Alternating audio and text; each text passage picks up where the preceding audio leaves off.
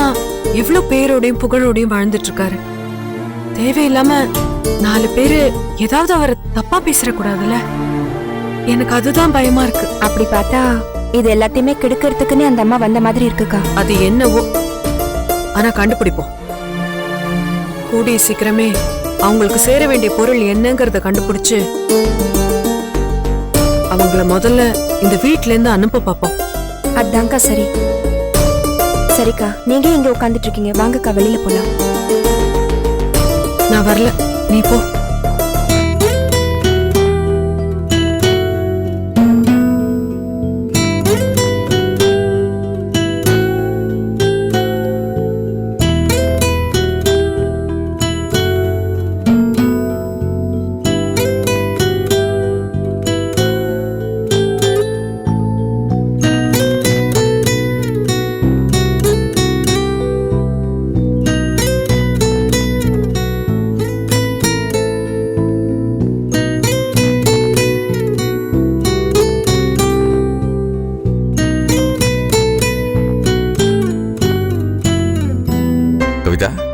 என்ன கவிதா பிரச்சனை?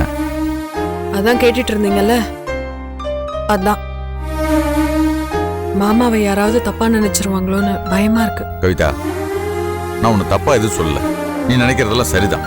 அதே நேரத்துல எங்க அப்பா கண்டிப்பா தப்பு பண்ண மாட்டாருன்னு எனக்கு நம்பிக்கை இருக்கு. உங்க அப்பா தப்பு பண்றாருன்னு நானும் சொல்ல வரல. மாமா எப்பவுமே நல்லதுதான் செய்வாரு.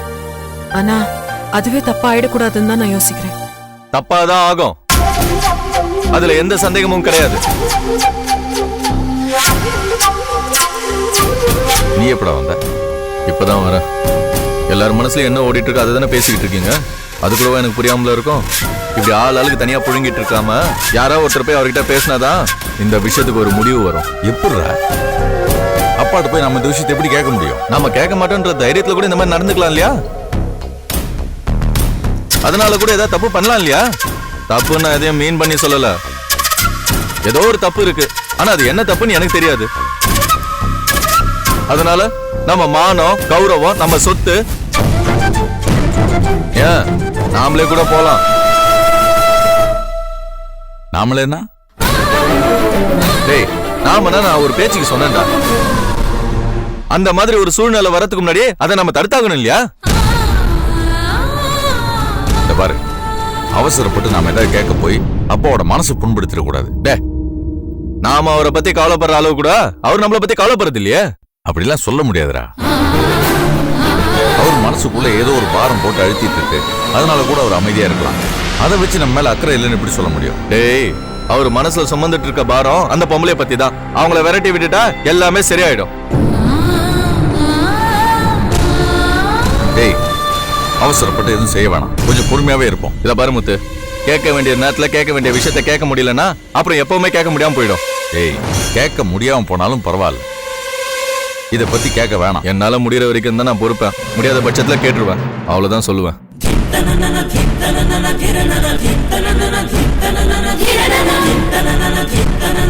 பொறுத்துக்க மாட்டானே, கேட்டுருவானே.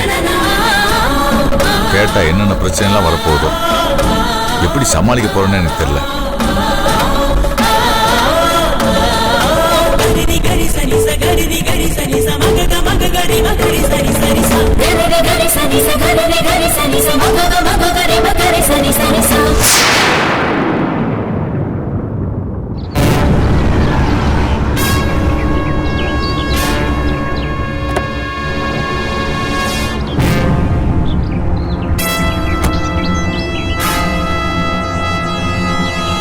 வணக்கம் மேடம். என்ன வக்கீல், அவங்க எல்லாம் வந்துட்டாங்களா? இன்னும் வரலையே மேடம். வரட்டும், பொறுமையா வரட்டும். அவங்களுக்காக இன்னைக்கு கொஞ்ச நேரம் காத்துட்டு இருக்கிறதுல எந்த தப்பும் இல்ல. ஏன்னா இன்னியோட நாம அந்த ரஞ்சித்தோட ஆட்டத்துக்கு ஒரு முற்றுப்புள்ளி வைக்க போறோம். ஆமா, வக்கீல் எங்க? நான் தான் பக்கத்திலே நிக்கிறேன் மேடம். ஐயோ, நீ நிக்கிறது கூட தெரியாம இருக்கிறதுக்கு நான் என்ன குருடியா? வக்கீல் எங்கன்னு கேட்டீங்களா மேடம்? வக்கீல்னா இந்த உலகத்துல நீங்க ஒருத்தர் தான் இருக்கீங்களா? நான் கேட்டது அரசு வக்கீல் பத்தி. ஓ, அவரா? அவர் இன்னும் 5 நிமிஷத்துல வந்துருவார் மேடம். வந்துட்டே இருக்கிறேன்னு என்கிட்ட சொன்னார் மேடம். ஆள் எப்படி மேடம்? இது வரைக்கும் அவர் பிரசன்ட் ஆன எந்த கேஸ்லயுமே எதிராளிங்க யாரும் ஜெயிச்சதே கிடையாது. அந்த அளவுக்கு ஸ்ட்ராங்கான எவிடன்ஸ் எல்லாம் எடுத்து வைப்பாரு. இது வரைக்கும் கதையெல்லாம் எனக்கு வேண்டாம். இன்னைக்கு எப்படி? இன்னைக்கு மட்டும் இல்ல, என்னைக்குமே அவர் அப்படித்தான். இது வரைக்கும் நானே அவர்கிட்ட எந்த கேஸையுமே ஜெயிச்சதில்லைன்னு பாத்துங்களேன். நீங்க எந்த கேஸ்ல தான் ஜெயிச்சிருக்கீங்க? என் கேஸையே நீங்க கோட்டை விட்டவர் தானே. இதுல உங்க கேஸ சேர்க்காதீங்க. அதுல நாம தோத்ததுக்கு காரணமே அடுக்கடுக்கா நீங்க செஞ்ச மிஸ்டேக்ஸ் தான். உங்களை யாருமே காட்டி கொடுக்கணுங்கிற அவசியமே கிடையாது. ஆனா நீங்களே காட்டி கொடுத்த மாதிரி எல்லா எவிடன்ஸையுமே வச்சு மாட்டிக்கிட்டதுதான். சரி சரி, பழசெல்லாம் எதுக்கு கிளறிக்கிட்டு? பின்ன என்ன மேடம், என்னாலதான் நீங்க மாட்டிக்கிட்ட மாதிரியே பேசிட்டு இருக்கீங்க. சரி சரி விடுங்க, நானே தான் மாட்டிக்கிட்டேன். மேடம், நான் எவ்வளவு தூரம் போராடி உங்களை நான் பெயில் எடுத்தேன், அத மறந்துட்டீங்களா மேடம்? அடடா, நான் தான் விடுங்கன்னு சொல்லிட்டேன்ல, மறுபடியும் மறுபடியும் ஏன் சின்ன குழந்தை மாதிரி அதையே சொல்லிட்டு இருக்கீங்க? ஹலோ பத்மநாபன் சார், வாங்க. ஆனா உங்களுக்காக தான் வெயிட் பண்ணிட்டு இருக்கோம். சாரிங்க, கேஸ் பேசணும், கிளான்ஸ் பார்த்துட்டு வரது கொஞ்சம் லேட் ஆயிடுச்சு. இவங்க தான் பிரேமா மேடம். வணக்கம் சார். வணக்கம் மேடம். பாதிக்கப்பட்டவங்களுக்கு நீங்க என்ன வேணும்? பாதிக்கப்பட்டவங்க யாருன்னே தெரியாது, அப்படியே தான் தெரிஞ்சுக்கணும். அப்புறம் இந்த கேஸ்ல குற்றம் சாட்டப்பட்டவருக்கு தண்டனை வாங்கி கொடுக்கறதுல நீங்க ரொம்ப மும்முரமா இருக்கிறதா இவர் சொன்னாரு. ஆமா, குற்றம் சாட்டப்பட்டவ என் எதிரியோட பொண்டாட்டி. ஓ, விஷயம் அப்படி போகுதா? சரி பரவாயில்ல, விடுங்க. கேஸ் எப்படி சார் இருக்கு? அந்த பக்கம் ரொம்ப ஸ்ட்ராங்கா தான் இருக்கு. என்ன சொல்றீங்க? இது பாருங்க, இந்த கேஸ்ல நாம எப்படியாவது ஜெயிக்கணும். அவளுக்கு எக்காரணத்தை கொண்டும் ஜாமீன் கிடைக்க கூடாது. அதுக்கு லீஸ்ட் சான்சஸ் தாங்க இருக்கு. அப்படி இல்ல, நீங்க சொல்லாதீங்க. நீங்க எப்படியாவது அவளுக்கு தண்டனை வாங்கி கொடுங்க. அதுக்கு எவ்வளவு செலவானாலும் நான் கொடுக்குறேன். இன்னொன்னு, இதுல யாரையாவது விலைக்கு வாங்க வேண்டியிருந்தாலும் சொல்லுங்க, வாங்கிடலாம். சரி சரி, நீங்க ஒன்னும் பதட்டப்படாதீங்க. சார் எல்லாத்தையும் என்கிட்ட டீட்டெயிலா சொல்லிட்டாரு. அந்த கேஸ் விஷயமா தான் எல்லா ஃபைல்ஸையும் பார்த்துட்டு வரேன். இந்த கேஸ்ல ஜெயிக்கிறதுக்கு என்கிட்ட சில பாயிண்ட்ஸ் இருக்கு. அப்ப அதை வச்சு எப்படியாவது தண்டனை வாங்கி கொடுங்க. சரி சரி, இத பத்தி நம்ம ரொம்ப நேரமா இங்க டிஸ்கஸ் பண்ண வேணாம். எதிர்கட்சி வக்கீல் பார்த்தாங்கன்னா நம்ம கேஸ்க்கு ரொம்ப ஆபத்தா முடிச்சிடும். நீங்க ஒன்னும் கவலைப்படாதீங்க மேடம், எல்லாத்தையும் நான் பாத்துக்கிறேன். வரேன் மேடம். ஆமா, இந்த ஆள் எப்படி? மேடம், நிச்சயமா இந்த கேஸை ஜெயிக்காம விடவே மாட்டார் மேடம். அதையும் இன்னும் கொஞ்ச நேரத்துல பார்க்க தானே போறோம்.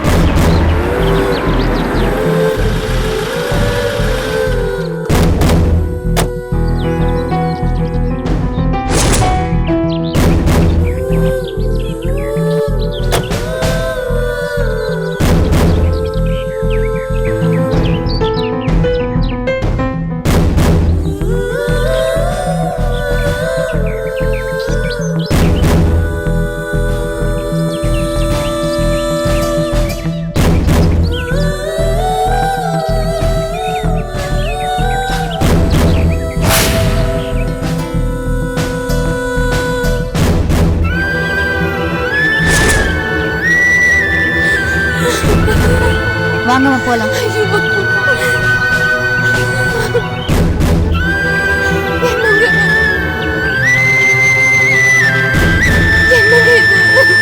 வேண்டாம்மா, அழாத. கௌசி, அத்தை மாமா உள்ள கூட்டிட்டு போ, நான் லாயரை பார்த்துட்டு ஓகே சார். அம்மா வாங்கம்மா, உள்ள போலாம்.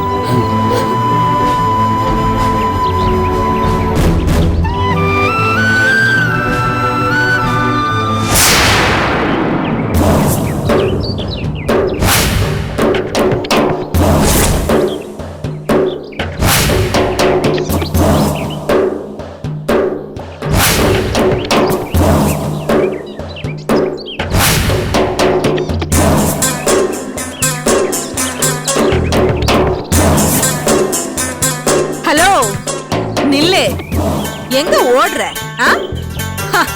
உன் ஆட்டம் முடிய போகுது, இந்த பிரேமாவோட ஆட்டம் தொடங்க போகுது. என்னையா நீ உள்ள அனுப்புன? உன் பொண்டாட்டி எப்படி வெளியில வரான்னு நான் பாக்குறேன்டா.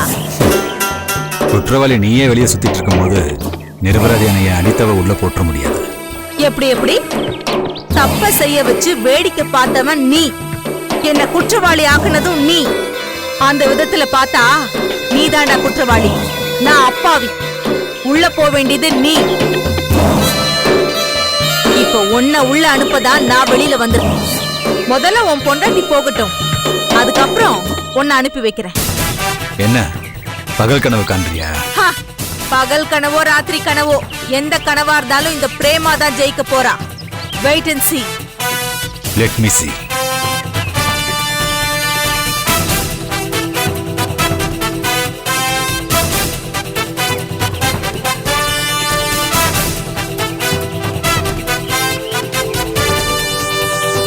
தண்டனை அவளுக்கு நிச்சயம்.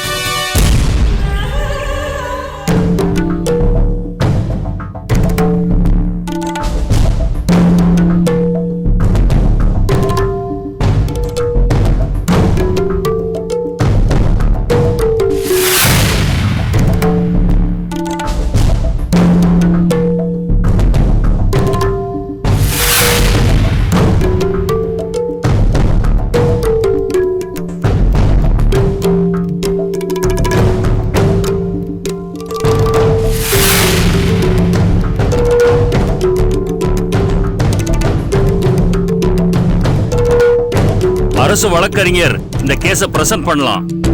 Yes your honour. கணம் கோட்டார் அவர்களே, இந்த குற்றவாளி குண்டிலே நின்று கொண்டிருக்கும் திருமதி அனிதா ரஞ்சித் தன் உறவினரை தனது கணவரின் துப்பாக்கியால் சுட்டு கொலை செய்திருக்கிறார். தான் செய்த குற்றத்தை ஒப்புக்கொண்டு இவர் ஒப்புதல் வாக்குமூலமும் அளித்திருக்கிறார். போலீஸ் தரப்பு ஆய்வுகளும் இவர்தான் கொலைக்காரர் என்று உறுதிப்படுத்துவதால் இதில் புதிதாக விசாரிப்பதற்கு எதுவுமே இல்லை. ஆகவே குற்றம் சாட்டப்பட்டவர் தான் குற்றவாளி என்று தெளிவாக நிரூபிக்கப்பட்டுள்ளதால் இவருக்கு அதிகபட்ச தண்டனை வழங்க வேண்டும் என்று தங்களை தாழ்மையுடன் கேட்டுக்கொள்கிறேன்.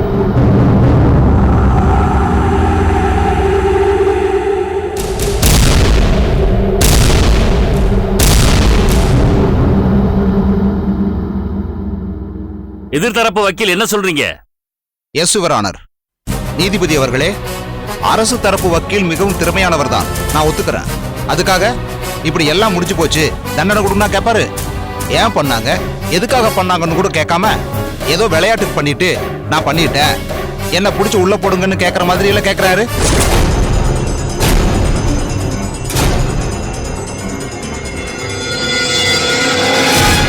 Your honour, first of all இது கொலையே இல்ல, தற்காப்பு.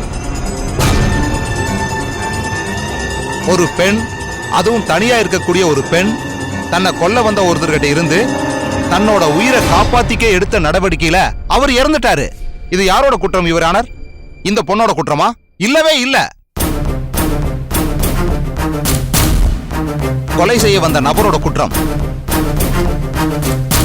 அரசு வக்கீல் கேட்கலாம், அவர் மட்டும் என்ன சும்மா விளையாட்டுக்கா கொல்ல வந்தாருன்னு? அவர் வந்ததுக்கு பின்னால ஒரு பெரிய விவகாரமே இருக்குது. அது என்ன? இதுக்கு நான் ஒரு சின்ன கதை சொன்னாதான் உங்களுக்கு எல்லாமே புரியும்.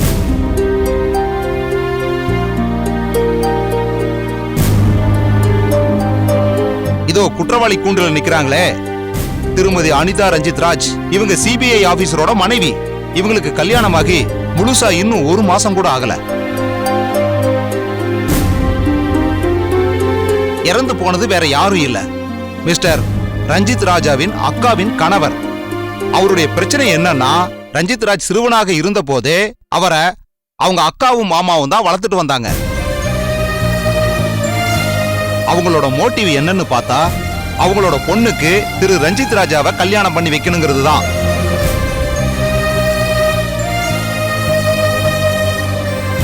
எதிர்பாராத விதமா ரஞ்சித் ராஜ் அனிதாவை காதலிச்சு கல்யாணம் பண்ணிக்கிட்டாரு.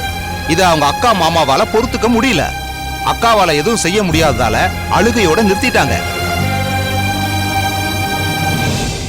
ஆனா இறந்து போனவர் இருக்காரு, அவர் அப்படி இல்ல.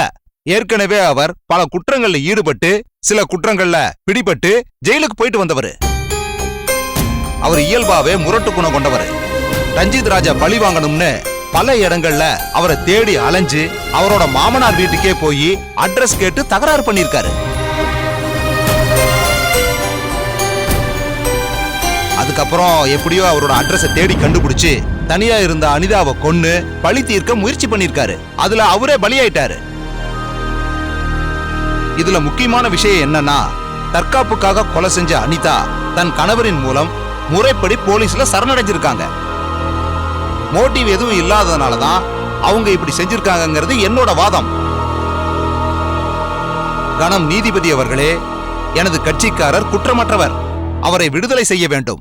இந்த வழக்கை அரசு வழக்கறிஞர் இழுக்க நினைத்தால் அதுவரை எனது கட்சிக்காரரை ஜாமீனில் வெளியே விடும்படி உங்களை தாழ்மையுடன் கேட்டுக்கொள்கிறேன் யுவர் ஆனர். இதில் அரசு வழக்கறிஞரின் எதிர் வழக்கு ஏதாவது இருக்கா? Yes your honour. குற்றம் சாட்டப்பட்டவரின் வழக்கறிஞர் இதுவரை சொன்ன சம்பவங்கள் எல்லாமே நடந்திருக்கிறது.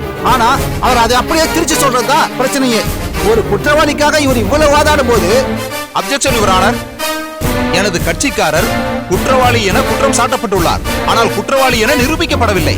Objection sustain. குற்றம் சாட்டப்பட்டவரை குற்றவாளி என்று அழைக்க வேண்டாம். Yes your honour. எதிர்த்தரப்பு வழக்கறிஞர் ஒரு குற்றம் சாட்டப்பட்டவரை காப்பாற்றுவதற்காக இவ்வளவு தூரம் போராடும் போது குற்றமில்லாத ஒருவர் அநியாயமாக இறந்திருக்கிறார். அவருடைய மனைவி தன்னுடைய கணவரின் உயிரை விட தனக்கு மானம்தான் முக்கியம் என்று நினைக்கிறார்.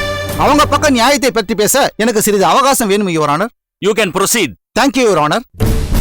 இது தற்காப்புக்காக நடந்த கொலைன்னு எதிர்த்தரப்பு வழக்கறிஞர் தற்காப்பாவே பேசினாலும் இது தற்காப்புக்காக நடந்த கொலை இல்லைன்றதுதான் என்னோட வாதம். இவ சொன்ன கதையில பாதி உண்மையும் இருக்கு, பாதி பொய்யும் இருக்கு. திரு ரஞ்சித் ராஜ் தன் அக்கா மாமாவினால் வளர்க்கப்பட்டவர். அவங்க பொண்ணுக்காக திருமணம் செய்ய நிச்சயிக்கப்பட்டவர். அவங்களை ஏமாத்தி அனிதா என்ற பெண்ணை இவர் திருட்டுத்தனமா திருமணம் செய்திருக்கிறார். Objection your honour. இது காதல் திருமணம், திருட்டு திருமணம் அல்ல. யாருக்குமே தெரியாம நடக்கிற திருமணம் அது காதல் திருமணமாவே இருந்தாலும் திருட்டுத்தனமா நடக்கிறதால அதை திருட்டு திருமணம் என்று சொல்றதுல என்ன தப்பு யுவர் ஆனர்? அரசு வழக்கறிஞர் யார் மனசும் புண்படும்படி பேச வேண்டாம். Yes your honour. அவர் யாருக்கும் தெரியாமல் ரகசிய திருமணம் செய்து கொண்டார் என்பது தெரிந்ததும் எதிர்பார்ப்புகளுடன் வளர்த்த மாமாவிற்கு கோபம் வந்து அவர் திருமதி அனிதாவின் பெற்றோர் வீட்டிற்கு சென்று விசாரித்தது வரை உண்மை.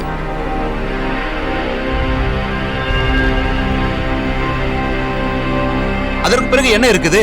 கோபம் வந்து ரஞ்சித் ராஜ் வீட்டுக்கு கத்தியோட கொலை பண்ண போய் அவர் இறந்துட்டாரு. அவ்வளவுதானே? இது தரப்பு வக்கீலுக்கு ரொம்ப அவசரம் போல இருக்கு. கொஞ்சம் பொறுமையா இருந்தீங்கன்னா என்ன நடந்தது என்ற உண்மையை நான் சொல்ல முடியும்.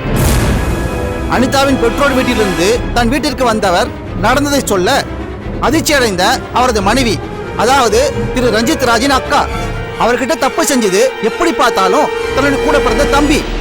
அவனை நீங்க ஏதாவது செய்ய போய் அவனையும் எழுந்து உங்களையும் எழுந்து நான் என்ன பண்ண போறேன்னு அழுது அவர் மனசை மாத்திருக்காங்க.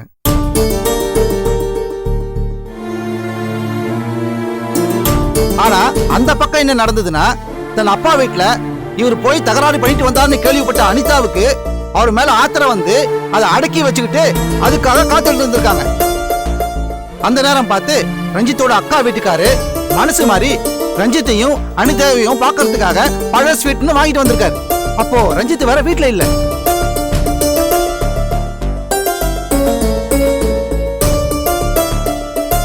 அனிதா சமயம் பார்த்து அவரை திரு ரஞ்சித் ராஜோட துப்பாக்கியால சுட்டு கொலை பண்ணிருக்காங்க.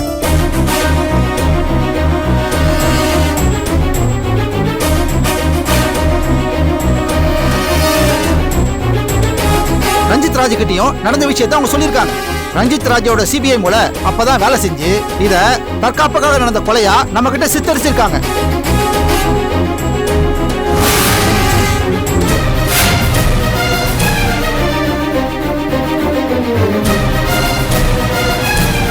இதுல முக்கியமான விஷயம் என்னன்னா, ஒரு ஆபீசர் கிட்ட பாதுகாப்பா இருக்க வேண்டிய துப்பாக்கிய அவர் ஆபீஸ்க்கே எடுத்துட்டு போகல. துப்பாக்கியை வீட்டுல வச்சுட்டு போயிருக்கிறது இன்னும் கொஞ்சம் சந்தேகத்தை கலப்புது.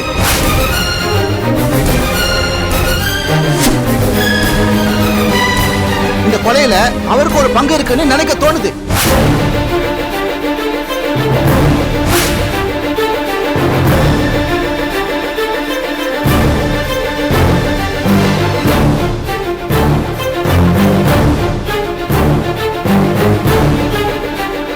கோர்ட் இடைவேளைக்கு பிறகு கூடும்.